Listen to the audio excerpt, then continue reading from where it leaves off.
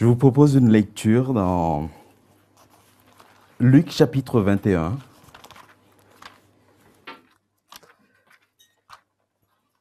Nous allons lire les versets 25 à 36.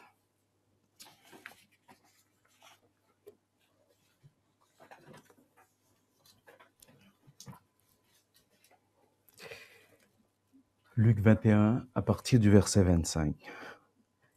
Il y aura des signes dans le soleil, dans la lune et dans les étoiles. Et sur la terre, il y aura de l'angoisse chez les nations qui ne sauront que faire au bruit de la mer et des flots, les hommes rendant l'âme de terreur dans l'attente de ce qui surviendra pour la terre. Car les puissances des cieux seront ébranlées. Alors on verra le Fils de l'homme venant sur une nuée avec puissance et une grande gloire. Quand ces choses commenceront à arriver, redressez-vous, levez vos têtes, parce que votre délivrance approche. Et Jésus leur dit une comparaison. Voyez le figuier et tous les arbres. Dès qu'ils ont poussé, vous savez de vous-même en regardant que déjà l'été est proche. De même, quand vous verrez ces choses arriver, sachez que le royaume de Dieu est proche. Je vous le dis en vérité, cette génération ne passera point que tout cela n'arrive. Le ciel et la terre passeront, mais mes paroles ne passeront point. Prenez garde à vous-même, de crainte que vos cœurs ne s'appesantissent par les excès du manger et du boire, et par les soucis de la vie, et que ce jour ne vienne sur vous à l'improviste. Car il viendra comme un filet sur tout ce qui habite sur la surface de toute la terre. Veillez donc et priez en tout temps, afin que vous ayez la force d'échapper à toutes ces choses qui arriveront et de paraître debout devant le Fils de l'homme. Jusque-là, le texte pour notre méditation de ce matin. Dans tout ce qu'on a déjà entendu ce matin, les paroles des chants, je crois qu'on a déjà reçu le message que Dieu m'a mis à cœur de vous transmettre à travers ce passage. Le 31, avant de dîner, on a pris le temps d'écouter le président de la République lors des vœux qu'il a formulés aux Français ce soir-là. Il a prôné l'espoir, tout en rappelant que nous avons vécu des mois assez difficiles en 2020, pas 2019. Et il a dit aussi, la crise est encore là. La crise sanitaire, la crise économique. Mais l'espoir est là.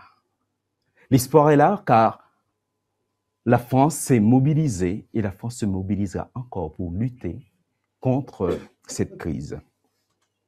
Et surtout, il y a un vaccin rendu possible, disponible rapidement grâce au génie humain. Je crois que ce sont des paroles encourageantes pour commencer une nouvelle année. Encourageantes pour nous de débuter une année avec ces paroles. Mais nous savons aussi que on ne contrôle pas toutes les situations. L'esprit humain ne contrôle pas tout. Et c'est la raison pour laquelle je voudrais ce matin partager avec vous ce message d'espérance que comporte ce texte qu'on vient de lire. Parce que ce texte nous invite à placer notre espérance, à placer notre espoir en celui qui est au-dessus des plans, de tous les plans des humains. Celui qui ne change pas année après année. Celui qui reste le même, qui est fidèle. Et le titre de notre méditation ce matin, c'est « Espérer en Dieu en toutes circonstances ». Espérer en Dieu en toutes circonstances, c'est aussi le vœu que je formule pour chacun de nous, pour cette nouvelle année. Que Dieu nous aide vraiment à garder espoir en toutes circonstances. Oui, nous l'avons déjà dit, certains l'ont déjà exprimé ce matin, 2020, c'était pas facile. C'était une année un peu compliquée pour nous. On était perturbés parce que voilà, il n'y avait plus nos repères habituels. Tout était un peu troublé et les prochains mois ne s'annoncent pas roses non plus quand on écoute les informations. Alors, j'espère que nous allons pouvoir rester lucides spirituellement et garder espoir en Jésus-Christ. Dans le texte que nous avons lu en Luc 21, Jésus répond aux questions des disciples quant au royaume à venir. Il décrit ce temps durant lequel nous attendons son retour comme un temps instable, un temps mouvant. Tout est chaotique, tout peut s'écouler à tout moment. Comme je l'ai dit, il n'y a plus de repères. Et pourtant, dans ce tableau sombre, dans ce contexte anxiogène, l'espoir est là. Jésus nous donne 3 raisons pour lesquelles nous pouvons continuer à compter sur lui, à garder espoir en lui dans ce texte. Dans les versets 25 à 28, il nous dit que la fin des temps sera une période très compliquée, une période de détresse, une période d'angoisse. Mais au verset 28, il conclut cette partie par une note positive. Il nous dit, quand ces choses vont arriver, redressez-vous et levez vos têtes. Parce que votre délivrance arrive. Votre délivrance arrive, notre délivrance n'est pas loin. Quel est le sens de ces propos pour nous ce matin? Comment nous pouvons comprendre cela au début de cette nouvelle année? Est-ce que Jésus essaie de nous donner une formule pour nous calmer et nous aider à vivre tranquillement, sagement, nos difficultés de tous les jours? Est-ce que Jésus essaie de nous dire qu'il va revenir ce soir, demain, la semaine prochaine, dans un mois, courant de cette nouvelle année?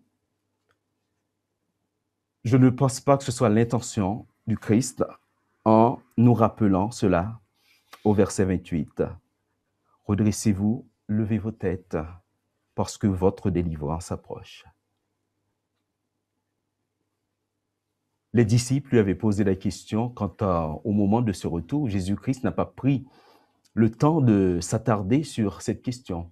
Au contraire, il a choisi de donner des signes qui vont marquer ce retour. Et par ailleurs, dans les évangiles, on sait qu'il le dit clairement, cette date, il ne connaît pas cette date. C'est uniquement du domaine de son Père. En tout cas, ce qui est certain pour nous ce matin, c'est que chaque jour qui passe nous rapproche de ce grand événement, du retour de Jésus-Christ. On était en 2020, il y a quelques jours. Maintenant, on est en 2021. Hier, on était samedi. Aujourd'hui, on est dimanche. Chaque jour qui passe nous rapproche davantage du retour de Jésus-Christ. Ce que Jésus veut nous dire par là ce matin, c'est que tout simplement, il nous exhorte à vivre dans notre monde. Oui, dans ce monde instable, dans ce monde incertain, dans ce monde hostile à l'Évangile, en ne perdant pas de vue le retour de Christ. Bien sûr, il y a la guerre. Bien sûr, il y a les difficultés de tous les jours. Il y a toutes sortes d'épreuves que nous pouvons rencontrer. Mais il y a l'espoir. Redressez-vous et levez vos têtes. Par ces paroles, Jésus nous invite à ne pas nous focaliser sur nos difficultés, sur les situations compliquées que nous pouvons connaître au quotidien. Jésus nous invite à ne pas nous livrer à notre activité préférée, cette activité qui consiste à nous recentrer sur nous-mêmes. Au contraire, dans un sursaut, nous sommes invités à nous tourner vers celui qui vient pour nous délivrer, pour nous restaurer et nous introduire dans la sécurité de son royaume. Ce n'est pas toi, ce n'est pas moi qui allons apporter une solution à nos problèmes. Ce ne sont pas les politiques de ce monde, les autorités de ce monde non plus. Ce ne sont même pas les communautés religieuses. C'est Jésus seul. Et nous l'avons chanté ce matin. Bien sûr, Jésus peut utiliser les autorités de ce monde. Jésus peut nous utiliser. Jésus peut utiliser l'Église. Mais c'est lui qui est à l'œuvre. C'est Jésus seul qui peut nous délivrer de nos difficultés du quotidien. Celui qui est venu, nous l'avons commémoré. Nous avons commémoré sa venue il y a quelques temps, quelques semaines, il y a un peu plus d'une semaine. Et il revient bientôt. C'est ce qu'il nous a dit dans Jean chapitre 14, les versets 2 et 3. « Il y a plusieurs demeures dans la maison de mon Père. Si cela n'était pas, je vous l'aurais dit. Je vais vous préparer une place. Et lorsque je m'en serai allé et que je vous aurai préparé une place, je reviendrai et je vous prendrai avec moi, afin que là où je suis, vous y soyez aussi. » Votre délivrance approche, notre délivrance n'est pas loin. Jésus a dit cela il y a des siècles à ses disciples, ceux qui étaient avec lui à ce moment-là. C'était vrai à ce moment-là et c'est encore vrai pour nous aujourd'hui.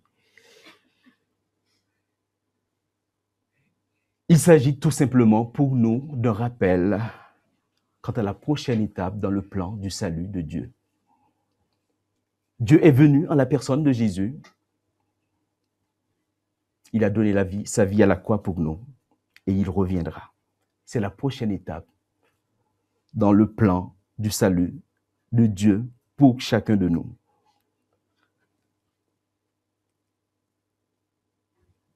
Tout ce que nous pouvons faire dans ces situations difficiles que nous pouvons rencontrer durant l'attente de ce retour, c'est tout simplement vivre ces situations, pas les subir, vivre ces situations en comptant sur celui qui vient.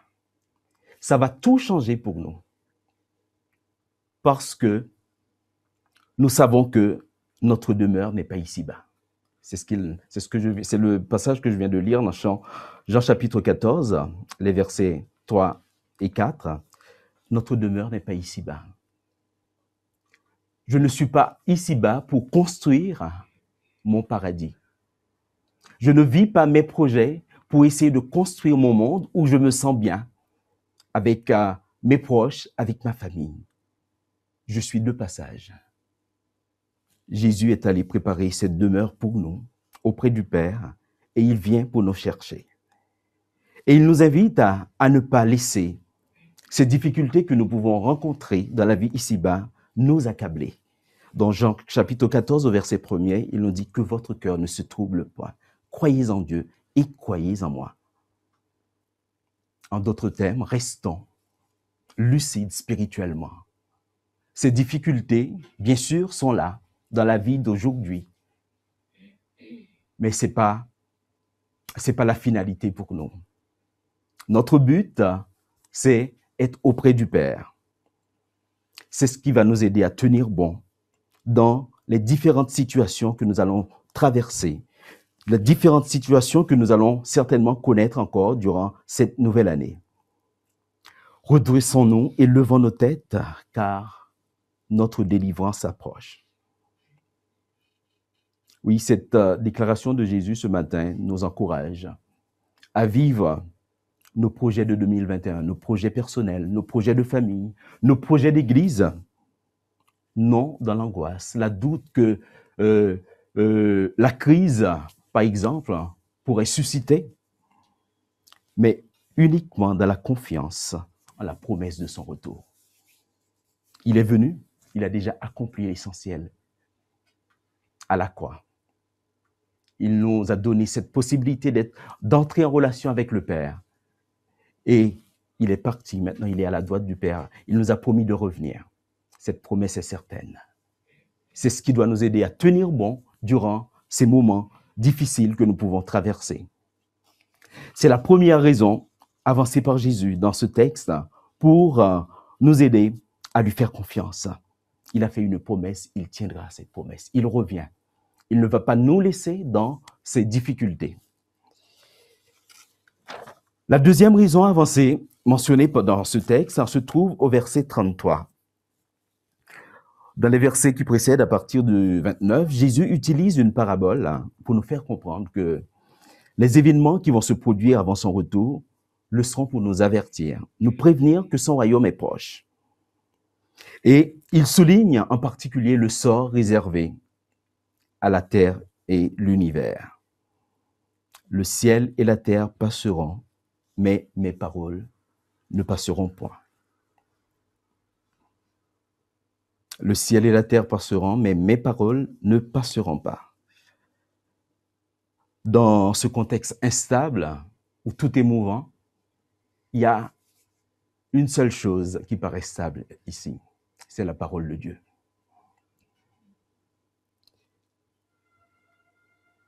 Nous voyons là une opposition entre le ciel et la terre et cette parole de Dieu qui nous est donnée. Déjà, dans l'Ancien Testament, on voyait, il y a cette opposition entre la destruction de cette terre et de l'univers parce qu'ils sont souillés par le péché et ce caractère immuable de la parole de Dieu. Dans le psaume 102, nous lisons ceci: « Tu as anciennement fondé la terre et les cieux sont l'ouvrage de tes mains. Ils périront, mais tu subsisteras. Mais toi, tu restes le même et tes années ne finiront point. » Alors, en reprenant cette stabilité de la parole dans ce contexte où tout est mouvant, où tout s'écoule, Jésus cherche à nous enseigner une vérité essentielle. Et nous l'avons chanté déjà ce matin. Il nous rappelle tout simplement que, quelles que soient les situations, Dieu est là à nos côtés. Dieu reste présent à nos côtés dans ces moments d'insécurité, ces moments où le génie humain fait face à ses limites, ces moments où nous sommes complètement impuissants. Dieu est là à nos côtés. Il vient pour nous fortifier, pour nous relever, pour nous aider à avancer. C'est Jean, dans son évangile, qui nous permettent de mieux saisir ce que Jésus nous dit ici, puisque Jean nous rappelle que la parole était avant la création. Tout a été créé par elle. Et cette parole est venue habiter parmi nous. Littéralement, la parole est venue camper comme avec le peuple élu dans l'ancien temps. Dieu est venu camper dans mon histoire, dans ton histoire, dans notre histoire, pour nous accompagner dans nos difficultés du quotidien. La parole de Dieu ne passera pas. La parole qui nous est donnée en Jésus-Christ ne passera pas. Dieu sera toujours à nos côtés pour nous relever. Et c'est ce que le Christ nous dit en Matthieu chapitre 28, verset 20. « Je suis avec vous tous les jours jusqu'à la fin du monde. » La présence de Dieu qui change tout pour nous dans nos difficultés. Et cette présence de Dieu changera tout pour chacun de nous dans les difficultés que nous aurons à traverser durant cette nouvelle année. Dieu est là à nos côtés. Quand tout s'écoule autour de nous, oui, comme nous l'avons vécu en 2020, le système économique s'écoule, les repères de notre société ne sont plus, nos systèmes de sécurité, toutes nos béquilles ne sont plus là. Alors, la présence de Dieu est toujours là. Nous pouvons nous appuyer sur Dieu. Dieu est là pour nous assurer un avenir que ce monde ne peut pas nous donner. Alors, en ce sens, on peut dire que Jésus, c'est celui qui doit venir, mais qui est déjà là pour nous accompagner dans nos difficultés. Il n'est pas parti. Il est parti, mais il n'est pas parti. Jésus doit venir, mais il est déjà là pour nous accompagner dans les moments difficiles que nous pouvons rencontrer durant cette attente de son dernier retour.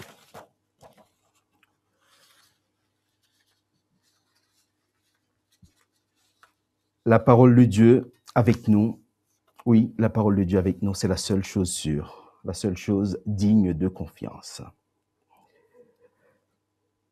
Il y a une autre idée que Jésus a, une autre vérité que Jésus-Christ a voulu enseigner à ses disciples et nous enseigner aussi ce matin en mentionnant cette opposition entre le ciel et la terre qui disparaîtront et cette parole de Dieu qui restera disponible pour nous. En disant cela, Jésus nous rappelle quelque chose une vérité qui devient une réalité par la venue de Christ. C'est la présence de Dieu qui nous introduit déjà dans ce royaume à venir. Bob l'a souligné ce matin et il y a quelques semaines, Xavier nous a parlé de ça aussi, le royaume de Dieu, qu'il est déjà là. Je voulais juste lire un extrait du livre de Henri Blocher, ce théologien que vous connaissez certainement, qui est prof à Vaux-sur-Seine, c'est ça? Ouais. Oui. Je sais plus, il est plus prof, il est à la retraite maintenant. Dans son livre L'Espérance chrétienne, il explique cette réalité pour nous croyants. Il dit le royaume de Dieu est tout proche. Voilà le message de Jésus quand il commence à prêcher. Et plus tard, il ajouta, le royaume de Dieu est parmi vous. En sa présence, le royaume arrivait. Jésus est entré dans son règne par la croix et il le confirme à ses disciples une fois ressuscité en Matthieu 28, verset 18.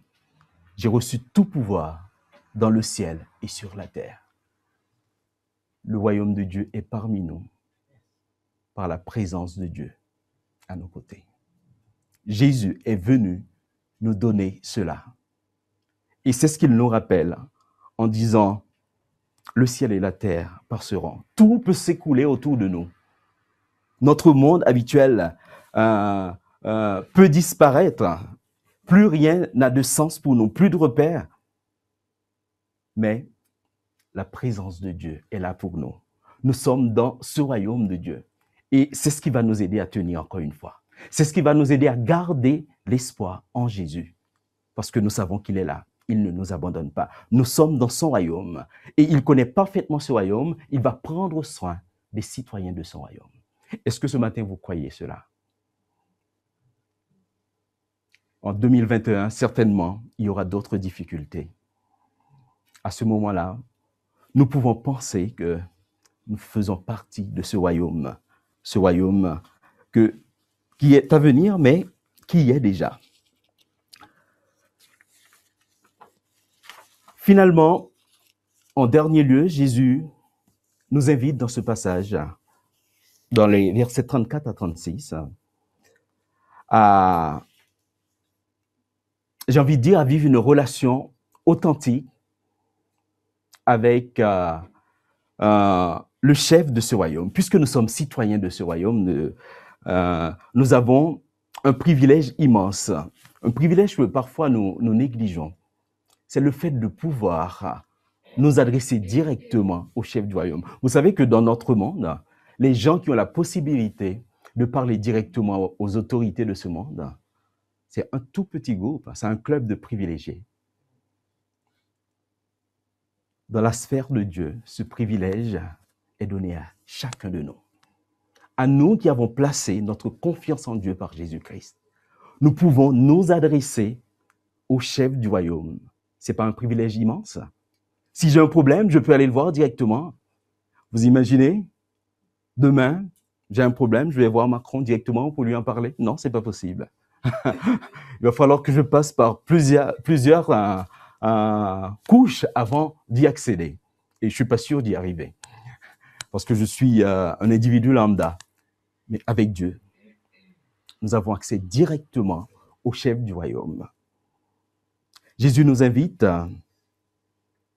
à nous adresser directement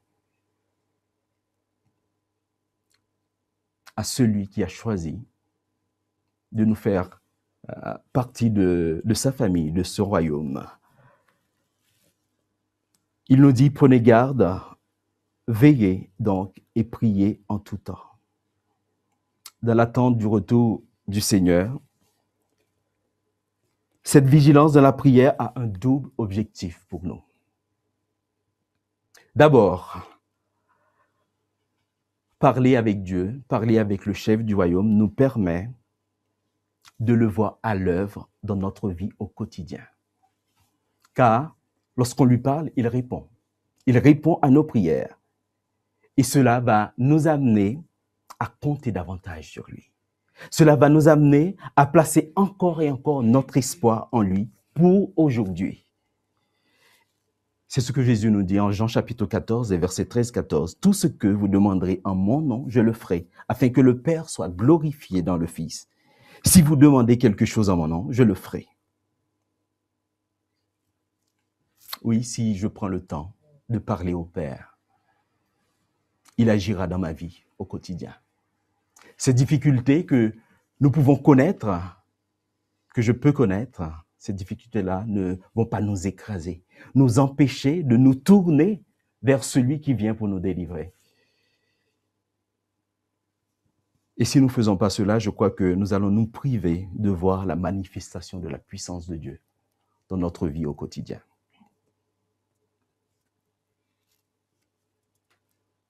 Prier, prendre le temps de nous tourner vers Dieu pour lui parler tout simplement, lui exposer nos soucis, nos échecs, nos succès, tout dans notre vie.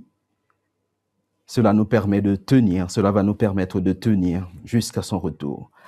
Et puis, l'autre aspect de cette vie de prière, de cette vigilance dans la prière, c'est qu'elle va nous aider à vivre sereinement cette attente du Seigneur. C'est ce que Jésus nous dit au début, au verset 34. Prenez garde à vous-même de crainte que vos cœurs ne s'apesantissent par les excès du manger et du boire et par les soucis de la vie, et que ce jour ne vienne sur vous à l'improviste.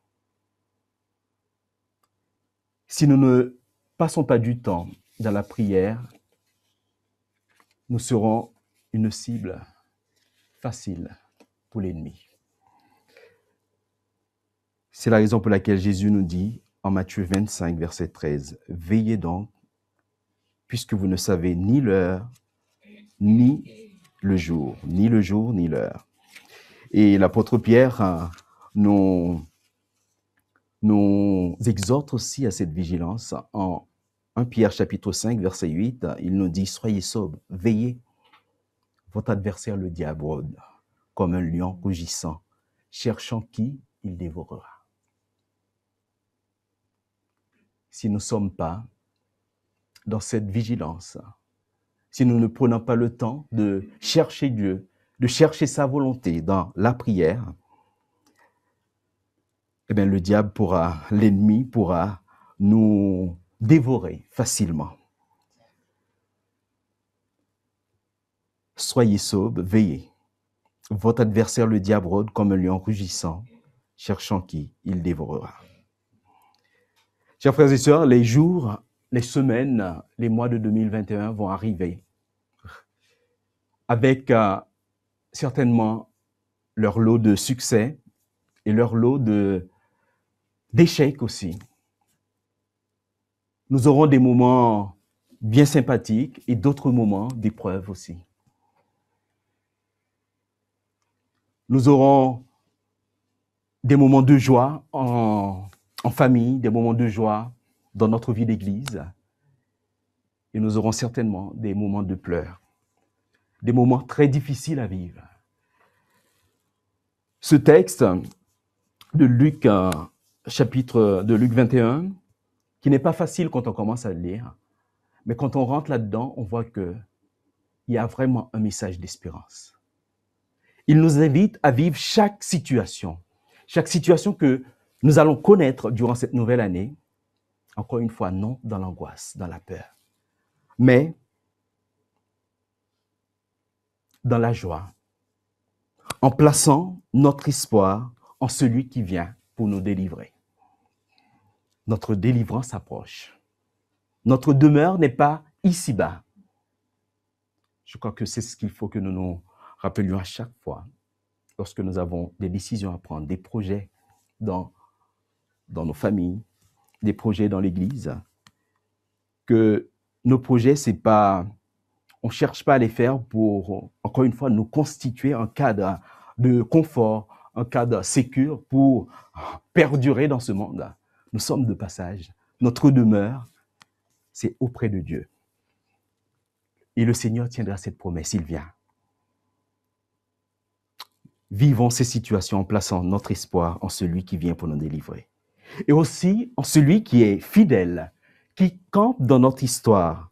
Nous ne sommes pas seuls, Dieu est avec nous. Il est là, à nos côtés. Il est là à nos côtés pour nous donner les moyens d'affronter chaque situation que nous allons connaître durant cette nouvelle année. Et finalement, il est là aussi pour nous écouter, pour porter nos fardeaux. Nous pouvons déposer à ses pieds toutes nos difficultés. Et lui, il va prendre ces difficultés. Il va nous aider à les vivre autrement. Il ne va pas les enlever forcément. En tout cas, il va faire ce qui est dans son plan pour nous. Il va nous aider à les vivre pour sa gloire. Voilà ce que je voulais partager simplement autour de ce texte avec vous.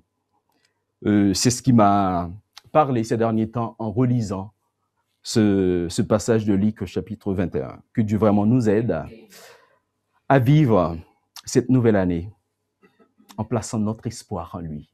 Lui qui vient bientôt pour nous délivrer. Lui qui est toujours à nos côtés. Et lui qui est là pour nous écouter et nous aider dans toutes les situations durant cette nouvelle année. J'avais préparé pour suivre ce qu'on a fait depuis 2 mois, pour faire comme tous les autres. 2-3 questions, si vous voulez. Je pense que ça peut être intéressant d'échanger encore autour de ce thème du retour de Jésus-Christ au travers de 3 questions en petits groupes. Je vais juste vous les envoyer sur le site de l'Église et on peut se mettre en petits groupes pour échanger. Voilà.